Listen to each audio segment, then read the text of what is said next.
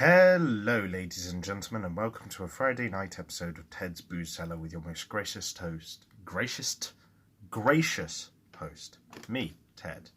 Yeah, I don't know. I probably wasn't going to do an episode tonight because yesterday I was a bit stressed out and I was a bit down from a couple of reasons.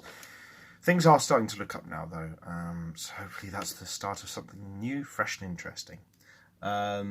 And, you know, I've got the people at my work helping me get through it, so I appreciate that a lot. So to them, I want to say thank you very much. But considering I was in a bit of a, curious mood and a bit of a weird state, I thought I'd, play with the words a bit. And today, for today's Friday episode, I'd review Curious Brew. Now, I've seen this in the supermarkets quite a few times, and it's a bit of an inconspicuous drink because there's not much about it. It just says on the back, a lager of purity and freshness brewed using Cellar and Cascade hops and fine English pale malt. Then for a cleaner, fruit and more aromatic finish, it's re-fermented with champagne yeast and a dosage of rare Nelson Sauvignon hops. It's 4.7%, so it's strong but not too strong.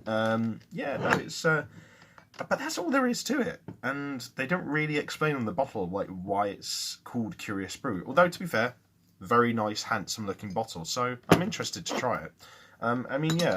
Loads of times when I've been in the supermarkets, I've seen this, and for lack of a better word, I've always been quite curious about it, so I thought, well, why not try it today? But, yeah. It's got an interesting smell, actually.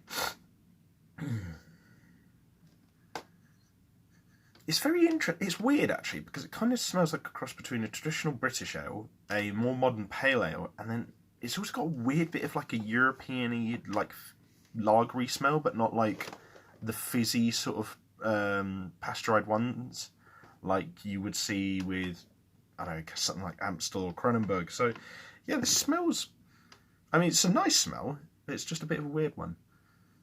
It smells probably like a 8 out of 10, so yeah, it smells good. But as always, we won't know what it's actually like until we taste it. But yeah, bottoms up.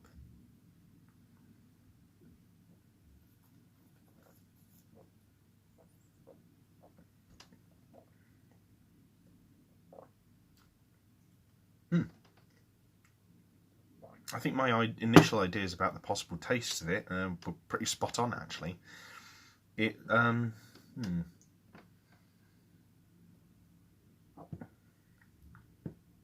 It has got a little bit of hoppiness of like modern pale ales, but it's not got too much of like. In fact, it's got pretty much no like bitter kickback that you see in a lot of modern pale ales, which I do appreciate because so many of them have that in them these days, and have too much of it per se. So it's refreshing to see one that just takes it a little bit lighter in that aspect.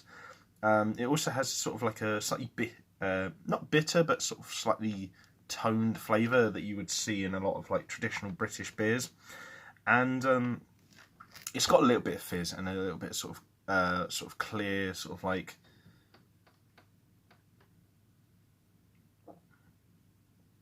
beery flavour that you'd find in a lot of Eurocentric sort of fizzy beers. So it's got a nice mix of flavours actually, and I mean, yeah, It's not a curious flavour, for the lack of a better term, but it does taste nice. I'd say it probably fits all of my categories except for maybe being a pre-drink. You probably could use this in cooking, actually. I feel particularly if you're making something like a light beer and cheese sauce, maybe it probably might be good for that. Maybe just something really light, like Red Leicester or Brie or something like that. Might also be really nice for like a beer and sort of steak pepper sauce on top of like rice or a salad maybe. And yeah, overall it is just a really nice solid all-round beer. Probably going to have to give it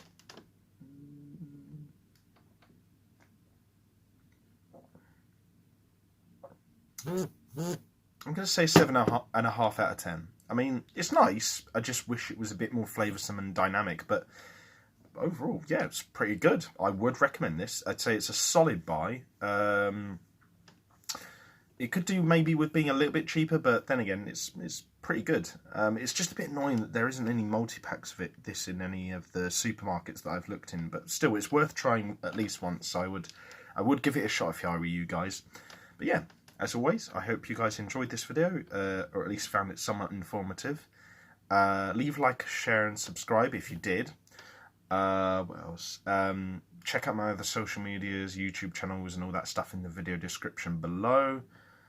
What else?